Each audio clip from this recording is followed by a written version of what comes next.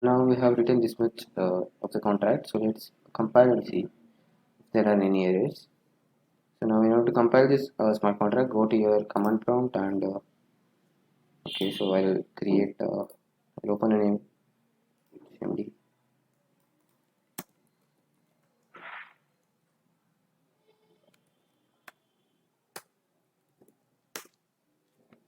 Okay, so I'm in this thing. So here what you can do is you can use something called as truffle, and then you can do compile. Okay, so it will compile your smart contract.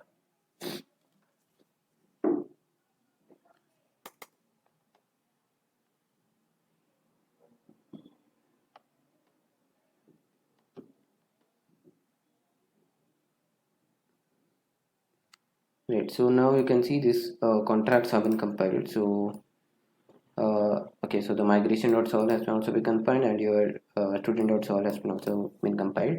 And here you can see it's telling something like writing artifact to build.contract. So now if you go to your folder structure, so here you can see a new folder has been added called as build. So if I open this, you can see these two JSON files. So now if I click on the students.json, so here you can see uh, this huge line of JSON file which has been added. So it represents nothing but your smart contract in a JSON format. So basically here you can see, so there is something called as ABI. So inside this ABI you can see you'll be having the name of the function which you have, add student, and then get student and all those. And here if you scroll down you can see something like bytecode. So bytecode is nothing but this uh, so this huge numbers, so which will basically represent the smart contract. So this thing will be understood by your uh, virtual machine which will be running on the blockchain. So that will get into it later. So but for now understand that, so whatever you have written over here, this smart contract has been compiled into the smaller chunk. I mean, it's been compiled into this numerical format. So that's called as bytecode. So, and that bytecode will be understood by your Ethereum blockchain, and it will execute the transactions. So yeah. So here, if you scroll down, you can see the compiler and all those. Uh, yeah. So now, for now, it is this much. So now we have compiled and we have got to know that, so it's properly compiled and there are no error in our smart contract. So once compilation is done, this thing needs to be put onto the blockchain, right? So let's see how we can do that. Okay, so if you remember, so there is a directory called as migrations. So migrations are nothing but, so here you will write the codes which will be helping us to put the smart contracts onto the blockchain. So open this migration and here we'll create a new file called as, so just name it as 2, uh, give it as second migration dot js, right? So in this just copy the initial migration file content into the second migration. So here what we'll do is we are having this artifacts dot require dot migration dot solve. So this thing will just replace it by student dot solve, which we have written, which we have the file. So this thing will be coming to students module dot export function deploy dot deploy, so this thing onto the blockchain. Okay, so and will basically help us to put whatever things which we are having in our smart contract onto the blockchain. Okay, so now once this is done, again you can go to your smart contract, and now you can try deploy, you can deploy the smart contract onto the blockchain. So here you can, all the things have been configured over here. So the whenever you give something like deploy, so it will basically put, it will put your smart contract onto the blockchain which will be running on this port number. So just go to the command prompt and here you can do something like truffle migrate.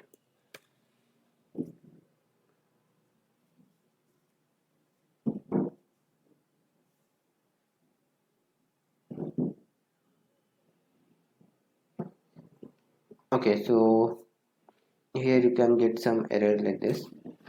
So here you can see could not find artifacts for student from any resource. So now let's see what is the mistake. Student.solve. Okay, so right. So here the problem is, so you have given the file name as student.solve, but the name of the contract is students, right? So let me what I can do is I'll just rename this file, because again I need not deploy it. I'll rename it to student, and then in the migration, so make it as students.solve. You need not have this all also. So I will just make it as students, because that's the smart contract which we have, and that thing has been converted into the artifacts, right? So here you can see the name of the contract is students, so that we have to do. So now let's try deploying truffle migrate.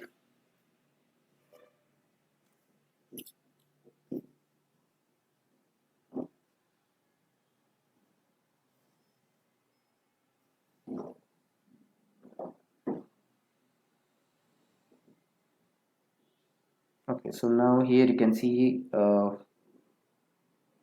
yeah, so here you can see the thing has been deployed onto the blockchain.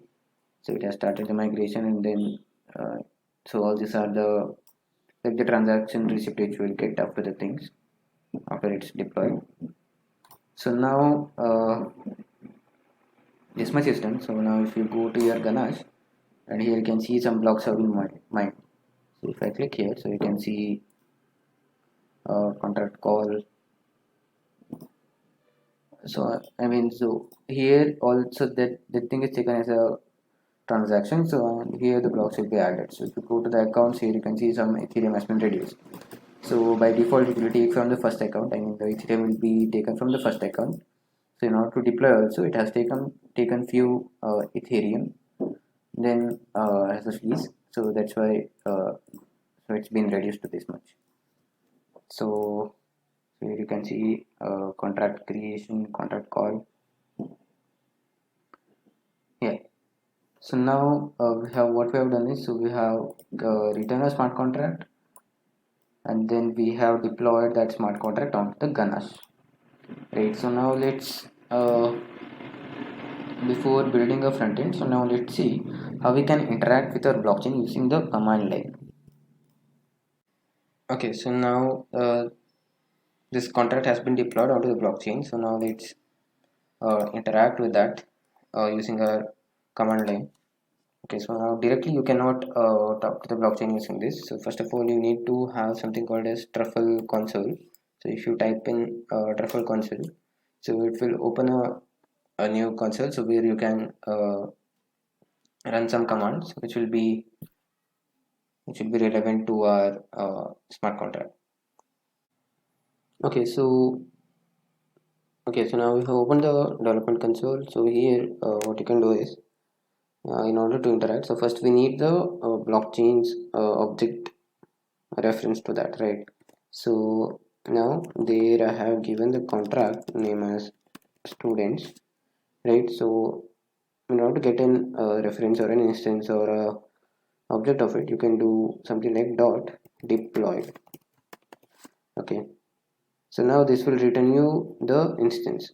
So now this thing you need to capture it in a variable. So I'll declare a variable called as contract c, which is equals to this, right? So but so this is an so since the size of this deployment will be large, so you need to wait until everything gets completed, right? So that's why you need to make a wait over here, so that once everything is loaded, it is put into this variable. So yeah, so after doing this, just enter, so you can get this undefined over there. So now just type in C and then enter, so you can see like uh, all these truffle contracts reference you have got, the object of this thing, you have got an instance of this. So now you can use this in order to interact or perform some operations. For example, here you can see there is ABI. So using this ABI, you can do you can use the methods like add students, which you have created, get students, and then there is also the events which you have created, like student has been added. So all those things can be used over here. Along with that, so in order to see whether it's properly working or not, so you can see there is this address. So address is basically your smart contracts address. So all these things are present in your variable C, which you have declared now, right? So now here, in order to show an example, you can make use of the variable C. In that, I want to get the address of the smart contract, then just type in address. So you can see I have fetched the address of the smart contract, so which was basically present in this variable. So similarly, I can get the reference to the ABI as well. Then, so in the ABI you are having this, right? Along with that, if you want to get the methods, so there is this methods. So C dot methods will show you the methods which are having. You have add students and get students, right? So here you can call any of these methods. So for example, now if I want to call get students, so then I want to make use of the variable C. In that there I have methods. In that I have get student. So inside this I need to pass the parameter like whatever the ID is. So since I have not populated the database with the student, so it won't fetch me anything, so it will just throw an error. So yeah, so that's how you can interact with the blockchain using this truffle console. But yeah, so but users cannot do this, right? So you cannot keep on typing the seed or students and all those things. So that's why we need to build a front end for this. So now next we'll see how we can build a front end so that we can easily interact with the blockchain, and it will be more convenient for a user.